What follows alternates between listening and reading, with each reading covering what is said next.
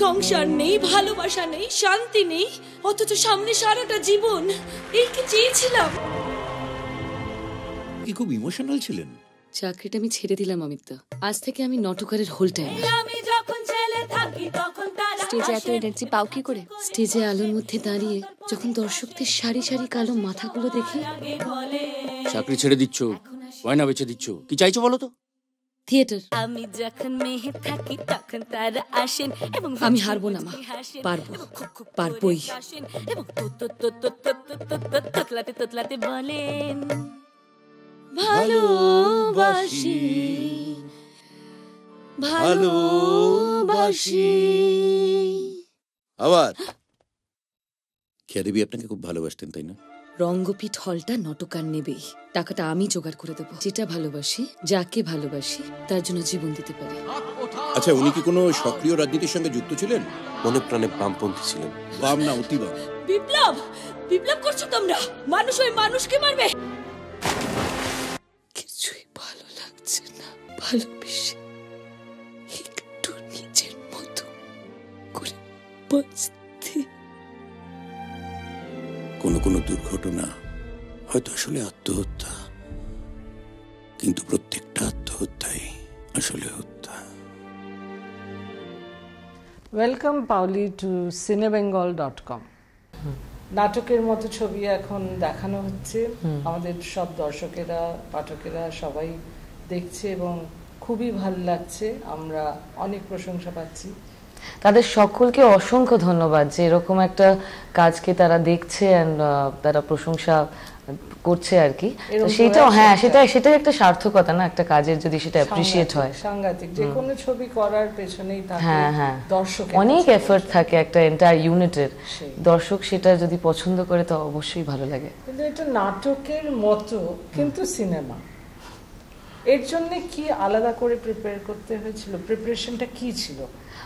In fact আমি বলি যে মানে নাটকের মতো যখন মানে দেবেশ মানে চ্যাটার্জি উনি আমাদের পরিচালক যখন আমাকে বললো যে নাটকের মতো সিনেমা করবে, তখন আমার খুব ইন্টারেস্টিং লেগেছিল নামটাই। বাহ, খুব সুন্দর নামটা। আসলে প্রেক্ষাপটটা তো পুরোটাই থিয়েটার, আর যার জীবনের অনুপ্রেরণায় ছবিটা করা মানে বিখ্যাত আর কি, উনি নাট্যকর্মী ছিলেন। হ্যাঁ, কেয়া চক্রবর্তী। তো আমি ইন্সপিরেশন ডেফিনেটলি বলবো, শুধু বায়োপিক নয় ছবিটা। হ্যাঁ হ্যাঁ হ্যাঁ হ্যাঁ, হ্যাঁ হ্যাঁ হ্যাঁ। তো কারণ এটা না একটা শুধু ওই 60-70s আবদ্ধ নয় শুধু, কারণ মানে যারা দেখেছেন ছবিটা, it's a crisis of a woman না, কারণ স্পেশালি যে আর কি একটা ক্রিয়েটিভ ফিল্ডে আছে, নিজের ভালোবেসে কিছু করতে চাইছে। আমার মনে হয় সেটা আজকের দিনে একটা মেয়ের জন্য অ্যাবসলিউটলি রেলেভেন্ট। মানে সে অনেকটা হয়তো খুলেছে, কিন্তু এখনো মানে সেই সময় দাঁড়িয়ে যুদ্ধটা আরো অনেক বেশি কঠিন ছিল একটা মেয়ের পক্ষে সবটা সামলে আর কি সোসাইটিতে। আর প্রিপারেশনের কথা যেটা তুমি বললে, কারণ যেহেতু অনেকগুলো থিয়েটার ছিল, আমি আন্তিগুনে করেছি, তারপরে নটি বিনোদিনী আছে, 3 পয়সার পালা আছে, প্রস্তাব আছে। আগে কখনো দেখেছো? না, আমি ইনফ্যাক্ট দেখেইনি। আমি সেই এরাটাও দেখিনি, সেই মানুষগুলোকেও দেখিনি। মানে সেই মানুষগুলো হয়তো রেপ্রেজেন্ট করে ওই সময়টা আর কি, দেখিনি বলে আমি জানতামও না ইনফ্যাক্ট। তো আমার ক্ষেত্রে পুরোটাই প্রথম যেটা আমার মানে ইচ্ছে ছিল সেটা হলো মানুষ খেয়াকে জানার। তো সে কারণে আমাকে বই দিয়েছিল পড়তে দেবেশদা, কেয়া বলে লেখা, মানে কেয়া চক্রবর্তীর ওনার জীবনে, হ্যাঁ ওনার যে কাজ, উনি কিরকম, উনি কি কাজ করেছেন, উনি কি করতেন। আমার মানুষ খেয়াকে জানা খুব ইম্পর্টেন্ট ছিল। অ্যান্ড বিকজ আমি মানে আমাদের যে নাটকগুলো ছিল সেগুলো আমাদের রিহার্সাল হয়েছে, মানে একটা নাটক মঞ্চস্থ হতে গেলে যা যা করতে হয় সেটা ব্যাকগ্রাউন্ড এবং সেই চরিত্রগুলো, হ্যাঁ হ্যাঁ হ্যাঁ, সেই চরিত্রটাকে বোঝা, ভালো মানুষ ইনফ্যাক্ট ছিল। তো এই নাটকগুলো আমাদের রিহার্সাল হয়েছিল, স্টেজ রিহার্সাল হয়েছে, তারপর শুট করা হয়েছিল। সেটা ছাড়াও মানে আমি বইটা পড়েছিলাম, তারপর সেই সময়টা একটু জানার, সোশিও পলিটিক্যাল লাইফ ওই সময়টার, তো এই প্রিপারেশনগুলো ছিল। আর হ্যাঁ, আর স্ক্রিপ্ট রিডিং আমাদের করা হয়েছিল, দেবেশদার সঙ্গে অনেক আলোচনা ছিল। ইনফ্যাক্ট এই ছবিটা করার আগে আমি 4 মাস ব্রেকও নিয়েছিলাম, মানে আমি তখন বম্বেতে ছিলাম। বিকজ আমি নিজের সঙ্গে কিছুটা সময় কাটাতে চেয়েছিলাম, বিকজ মানে অনেক কিছু আমাকে নিজেকে জানতে হতো হয়তো, মানে নিজেকে নিজের সঙ্গে একটা সময়ের ব্রিজ পেরানো, হ্যাঁ হ্যাঁ, পারিপার্শ্বিকের একটা অবস্থার, মানে আমরা যেই জায়গায় আজকে আছি সেখান থেকে পিছনে যাওয়া, যেটা ওই সময়টা নিয়ে তো অনেকেই রোমান্টিসাইজ করে, মানে একটা আদর্শ নিয়ে মানুষ চলতো, জানি না কেন এটা আমি অনেকের কাছে শুনেছি, মানে যেটা ভালোবাসতো, যেটা প্যাশনেটলি করতে চাইতো, সেটা হয়তো খেয়া থিয়েটার নিয়ে করতে চাইতো, অনেকে সিনেমা নিয়ে করতে চাইতো, অনেকে হয়তো পেন্টিং নিয়ে করতে চাইতো, কেউ লিখতো, তো যে যেটাই করতে চাইতো না কেন সেটা অনেক প্যাশনেটলি ভালোবেসে করতো, একটা আদর্শ ছিল জীবনে, তার জন্য 100% লড়াই করতো। তো ওই এরাটার মধ্যে একটা অদ্ভুত রোমান্টিসিজম আছে, তো সেইটা কোথাও একটা পিছিয়ে যাওয়া, সেটাকে ভেতরে সেটাকে অ্যাবজর্ব করতে হয়েছিল। তো I needed to take that time off from the bustle and the hassles of the city. কিন্তু একটা জিনিস, নাটক করা এবং সিনেমা করা দুটো সম্পূর্ণ আলাদা ব্যাপার। আমরা যদিও নাটক থেকে যারা এসছে, এরকম প্রচুর ভালো নেতা, নাসিরুদ্দিন, নওয়াজুদ্দিন, এরা তো আছেই এক্সাম্পল, মনোজ বাজপেয়ী, এছাড়াও আমরা আরো অনেক পাই যারা ন্যাশনাল স্কুল অফ ড্রামা থেকে বেরিয়ে এসেছে অভিনয়, এরকম পাই। কিন্তু নাটকের অভিনয় চড়া এবং সিনেমার অভিনয় অনেকটা সাবডিউড, হ্যাঁ, ক্যামেরা হাইটেন করে দেয়, এই তফাৎটা। হ্যাঁ নিশ্চয়ই, দুটো মিডিয়ামের ডিফারেন্স ছিল, সেই কারণে আমাকে আরো বেশি মানে প্রিপারেশন নিতে হয়েছিল, সময় দিতে হয়েছিল। মানে আমি থিয়েটার একদম করিনি বলবো না, আমি খুব ছোটবেলায়, মানে সেটা ক্লাস, আমি নার্সারিতে পড়তাম, আমার মনে আছে এক উইংস থেকে আরেক উইংসে আমি জোনাকি পোকা হয়ে দৌড়াতাম। তো I started of with theatre only. শিশুর অঙ্গনে শৈলেন ঘোষ, উনি খুব বিখ্যাত শিশু সাহিত্যিক, অনেক ছোটদের নাটক লিখেছেন, আমার নাম টায়রা, বেনু ঝিরির গল্প, রূপাকিনী রূপকথা, রবীন্দ্রনাথের ছেলেবেলা, তো এগুলো আমি নাটক করতাম, ক্লাস 10 অবধি আমি থিয়েটার করেছি আর কি। ইনফ্যাক্ট আমি থিয়েটারে প্লেব্যাকও করেছিলাম। তো সেটা ছোটবেলা যেরকম যে কোনো বাঙালি পরিবারে আমার মানে মা নিয়ে যেত, গান শেখো, নাচ শেখো, নাটক শেখো, তো যেরকম হতো আর কি। তো সেই রকম ভাবে বড় হওয়া, কিন্তু কোনোদিনও ভাবিনি যে সেইটা কোথাও একটা আমাকে হেল্প করবে আমার ভবিষ্যতে, কারণ আমি কোনোদিনই ভাবিনি আমি অভিনেত্রী হব, সত্যি কথা, বিকজ আমি একাডেমিক্সেই পড়াশোনা নিয়েছিলাম। তো কিন্তু গ্রুপ থিয়েটার বলতে যেটা বোঝায়, প্রফেশনালি গ্রুপ থিয়েটার, সেইটা তো করা ছিল না, তো সেইটার অজানা ছিল আমার ক্ষেত্রে, তো সেইটা আমাকে একটু জানতে হয়েছিল। এন্ড দেবেশদা হেল্পড মি আ লট, মানে দেবেশদা ছাড়া সম্ভবই ছিল না। তো অবশ্য আছে ডিফারেন্ট লেয়ার্স অফ রিয়ালিটি, হ্যাঁ ওই তিনটে জোন অফ রিয়ালিটি, সেই অভিনয়টা ওয়াজ ভেরি ডিফিকাল্ট। তো নাটক, থিয়েটার, সেটা আমি একটা সিকোয়েন্সের জন্য এক এক রকমের রিয়ালিটি, হ্যাঁ মানে কি হচ্ছে, তিনটি রিয়ালিটি বলতে একটা পিওর রিয়ালিটি ছিল, যেখানে যেরকম আমি তুমি কথা বলছি, মানে আমাদের এখানে খুব নর্মালি আমরা কথা বলছি, এইটাই যদি একটা থিয়েট্রিক্যাল স্পেস হয়ে যায় আর আমাকে দর্শককে রিচ করতে হয়, একটা মানে একটা সংখ্যক দর্শককে রিচ করতে হয়, তখন অবভিয়াসলি আমার বডি ল্যাঙ্গুয়েজ, আমার পিচ, আমার সবকিছু চেঞ্জ হবে, এক্সপ্রেশনস, এভরিথিং উইল চেঞ্জ। তো সেই মানে অবভিয়াসলি একটু লাউড হয় হয়তো, বাট আমি লাউড বলবো না, ইটস ইম্প্যাক্ট হাইটেন্ড, হ্যাঁ, ইটস মানে ইয়োর মডুলেশন এন্ড এভরিথিং, মানে তুমি কি বলতে চাইছো সেইটার একটা হাই পিচড একটু হয়ে যায় আর কি সেটা। তো সেই ডিফারেন্স অফ অ্যাক্টিংটা একটা হয়, অ্যান্ড সেটা খুব ইন্টারেস্টিংও লেগেছিল আমার, যে একটা ছবিতেই মানে আমি কতগুলো বিভিন্ন ধরনের অভিনয় করার সুযোগ পাচ্ছি। একটা ইনফ্যাক্ট মানে আন্তিগোনে একরকম, 3 পয়সার পাড়া আর একরকম, ভালো মানুষে যখন একবার মেয়ে আর একবার ছেলে সাজছে, ইনফ্যাক্ট আমি গানও গাইতে হয়েছিল সেটার জন্য। তো এক একটা নাটক এক এক রকম। তার সঙ্গে আমি যখন একটা রিয়েল স্পেসে কাজ করছি, সেইটা মার সঙ্গে কথা বলছি, প্রসাদের সঙ্গে কথা বলছি, বা অমিতেশের সঙ্গে কথা বলছি, বা আমার কলিগসদের সঙ্গে কথা বলছি, তখন একটা নর্মাল একটা সাবডিউড একটা লেভেলে যেরকম আমরা অভিনয় মানে করি আর কি। আর একটা হচ্ছে transition from theatre to reality, আর ব্যাক ফ্রম থিয়েটার, মানে সরি, একটা transition from reality to theatre and back to theatrical zone to reality. So সেই জায়গাগুলো আমার খুব মডুলেশন ইন্টারেস্টিং লেগেছিল, শ্যাডোজ, হ্যাঁ বিটুইন, তো খুব খুব খুব ভালো লেগেছিল। চক্রবর্তীকে তো কেয়া চক্রবর্তীও হতে হয়েছে, কেয়ার কাছ থেকে কি পেলে বা কিভাবে সেই জায়গাটাতে পৌঁছল? দেখো আমার মানে সত্যি কথা বলতে যেটা প্রথমেই বললাম, আমার মানুষ খেয়াকে জানার খুব প্রয়োজন ছিল। বাকিটা তো রিহার্সাল করে ওয়ার্কশপ করে হয়ে যাবে, সেটা মানে একটা টেকনিক্যাল অ্যাক্টিং আছে, সেটা হয়ে যায়। কিন্তু মানে মানসিকভাবে মানুষটা কিরকম, মানে হাউ ইজ এ পার্সন, হ্যাঁ স্ট্রাগলটা কি, সেটা হচ্ছে ফার্স্ট অফ অল আমার জানতে হতো যে তার ভালো লাগা, তার খারাপ লাগা, তার দুঃখ, রাগ, অভিমান, ইমোশনস গুলো আর কি, তার উচ্ছ্বাস, এক্সপ্রেশন গুলো। তো ওই কিভাবে মানে হাউ ওয়াজ শি, মানে সেটা মানে ওই সময় দাঁড়িয়ে যে কোনো একটা মেয়ে কিভাবে রিয়াক্ট করবে যদি তাকে এরকম একটা সিচুয়েশনে ফেলে দেওয়া যায়, যে সিচুয়েশনে মানে খেয়া পড়েছিল আর কি, যে তো সেরকম আমার সেই মানুষটার সঙ্গে I needed to know her. তো ওইটা ওয়াজ আ হিউজ স্ট্রাগল।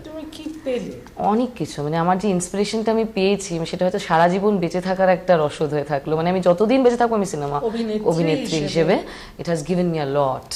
কারণ আমি মানে ইনফ্যাক্ট বলি আমি কিছু কিছু জায়গায় নিজের সঙ্গে অনেক মিলও খুঁজে পেয়েছি। মানে কমিটমেন্ট টুয়ার্ডস ওয়ার্ক, মানে কাজটাই তার কাছে সব থেকে বড় ছিল। থিয়েটারটা এত ভালোবাসতো, যে কারণে বলেওছে, একটা ডায়লগও আছে, আমি যেটা ভালোবাসি, যাকে ভালোবাসি তার জন্য জীবন দিতে পারি। মানে এইটা যে একটা কত বড়, মানে বলতে পারে কোন জায়গা থেকে একটা মানুষ বলছে যে কতটা ভালোবাসতে পারে সেই মানে মাধ্যমটাকে। ইনফ্যাক্ট নিজের গয়না বিক্রি করে দিচ্ছে, চাকরি ছেড়ে দিচ্ছে। আজকের দিনে দাঁড়িয়ে এই ইনসিকিউর ফিল্ড জেনেও কজন এটা করবে, তাই না? তো সেইটার জায়গা থেকে মানে আমার কিছু কিছু জায়গায় সাহসটা বাড়িয়ে দিয়েছে আমাকে ডেফিনেটলি। আচ্ছা, এই যে গানটা যে গাইলে তুমি, একটা কলি আমরা শুনতে পাই? ও মাই গড, আমার গলা খুব খারাপ আজকে, কিন্তু চেষ্টা করছি। আমি যখন মেয়ে থাকি তখন তারা আসেন এবং মুচকি মুচকি হাসেন এবং খুক খুক করে কাশেন এবং তোতলাতে তোতলাতে বলেন ভালোবাসি ভালোবাসি। এই আমি যখন ছেলে থাকি তখন তারা আসেন এবং হাত জোর করে বসেন এবং সন্তর্পণে কাশেন এবং কথা শেষ হওয়ার আগে বলেন এখন আসি এখন আসি। এই দুনিয়ায় করা হলে তবু কিছু পাবেন এবং কিছু করে খাবেন এবং মাথা তুলে যাবেন এবং সম্মান টম্মান পাবেন কাড়ি কাড়ি। আমি যখন মেয়ে থাকি তখন তারা আসেন এবং মুচকি মুচকি হাসেন এবং খুব খুব করে কাশেন এবং তোতলাতে তোতলাতে বলেন ভালোবাসো আমায় ভালোবাসি ভালোবাসি।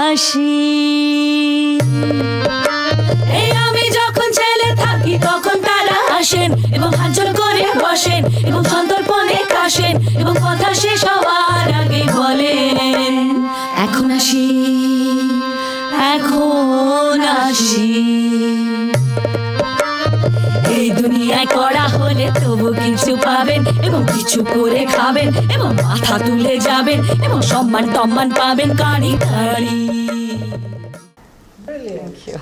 এই তুমি কি গান গাইতে আগে? না, অ্যাকচুয়ালি বলি আমি মানে এটার জন্য একটা জিনিস আমি খুব রিগ্রেট করি। আমার মা খুব এখনো গান, তো মা গাইতো, মা রিহার্স করতো। যখন তবলচি আসতো মার কোলে মাথা রেখে আমি ছোট্টবেলায় ওই গান শুনতে শুনতে ঘুমিয়ে পড়তাম। তো মা অনেকভাবে চেষ্টা করেছিল আমাকে গান শেখানোর, কিন্তু তখন ওই পেশেন্সটা ছিল না সত্যি কথা হারমোনিয়াম বাজিয়ে গাওয়ার। কিন্তু সেই একটা জিনিস আমি ভীষণ রিগ্রেট করি যে আমি ক্লাসিক্যাল ট্রেনিংটা আমি নিইনি, ভোকাল ট্রেনিংটা আমার হ্যাঁ হয় করিনি। আমার গান গাইতে ভালোবাসি আমি, ইনফ্যাক্ট ওভারঅল আমি মিউজিক খুব ভালোবাসি। আমি যখনই কাজ থেকে বাড়ি ফিরি দ্য ফার্স্ট থিং যে আমার এসেই একটা কোনো মিউজিক আমাকে অন করতে হবে। ইনফ্যাক্ট গাড়িতে বসলেও আমি বলি আগে এফএমটা চালাও, আমি একটা I need to hear something, a music or a song or sound. তো সেইটা আমাকে ভীষণভাবে টানে। সেটা যে কোনো জায়গায় হতে পারে, যে কোনো গান হতে পারে, যে কোনো মানে ওয়েস্টার্ন ক্লাসিক্যাল হতে পারে, আমাদের ইন্ডিয়ান ক্লাসিক্যাল হতে পারে, বাউল সঙ্গীত হতে পারে। হ্যাঁ, সেটা ভোকাল ট্রেনিং, ভোকাল ট্রেনিংটা একটা নিলে ডেফিনেটলি ভালো হয়। না আলাদা করতে হয়েছে না, মানে আমি আমার মতো করে। তুমি কি বলছো, কাদের কথা বলছো? আমি প্রচন্ড মানে এদের ভক্ত, সবাই ভক্ত, আলাদা করে আমাদের বলার কিছু নেই। কিন্তু ট্রেনিং আমার পক্ষে মানে ইন্সপিরেশন তো তারা বটেই, সবসময় আমি যে সব কাজই আমার ভালো লাগে, কিন্তু স্পেশাল ট্রেনিং আমি আলাদা করে ইনফ্যাক্ট কখনো গানের ক্ষেত্রে, এই গানটার ক্ষেত্রে হয়নি, কারণ এটা বলি এটা নাটকের একটা অংশ ছিল। আর দেবেশদা চেয়েছিল যে মানে আমি গাইলে যেভাবে হবে সেভাবেই হওয়ার, মানে সেভাবেই যেন শুনতে লাগে। তো আমি একদিন আমাদের দেবজ্যোতি মিশ্র, আমাদের মিউজিক কম্পোজার, হ্যাঁ, দেবুদা স্টুডিওতে চলে গেলাম, বলে বাবু দে তুই একটু গা তো দেখি। আমার তো প্রচন্ড হাত পা ঠান্ডা হয়ে গেছে যে গেল, এমনি গাওয়া আর একটা সাউন্ড মানে রেকর্ডিং করছি।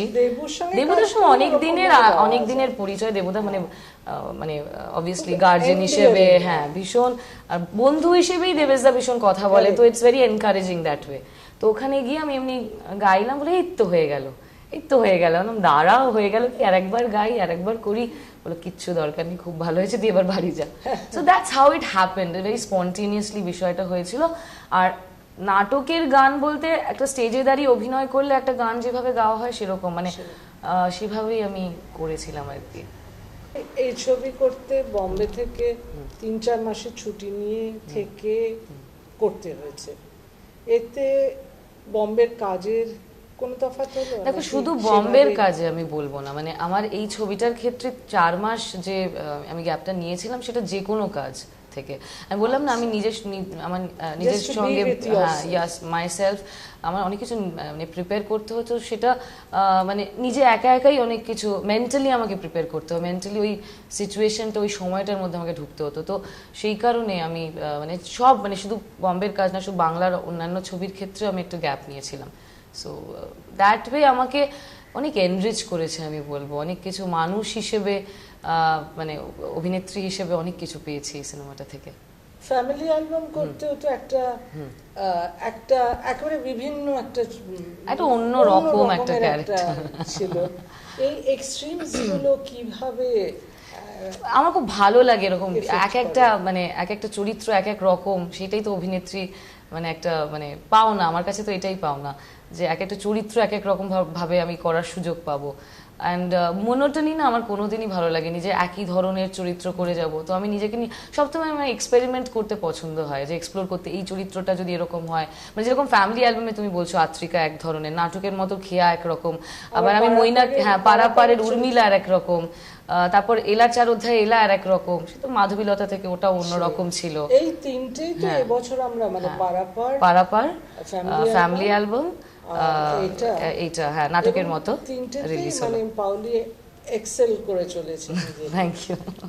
চেষ্টা করছি আমার মতো করে অ্যাটলিস্ট ভালো কাজ করার, যত রকম অভিনয়, যত রকম চরিত্র করা যায় আর কি।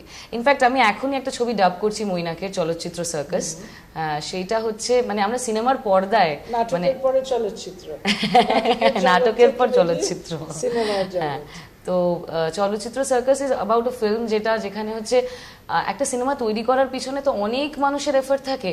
আমরা ছবির পর্দায় হয়তো শুধু অভিনেতা অভিনেত্রীদের সেই চরিত্রগুলোকে দেখতে পাই, কিন্তু পিছনে পর্দায় থাকে ডিরেক্টর থাকে, অ্যাসিস্ট্যান্টস থাকে, ক্যামেরাম্যান থাকে, তার অ্যাসিস্ট্যান্ট থাকে, সাউন্ড রেকর্ডিস্ট থাকে, তারপর কস্টিউম ডিজাইনার থাকে, তো অনেক অসংখ্য বুম ম্যান থাকে বা বুম লেডি থাকে, তো অসংখ্য এরকম মানুষ থাকে। আমি একজন অ্যাসিস্ট্যান্ট ডিরেক্টর প্লে করেছি।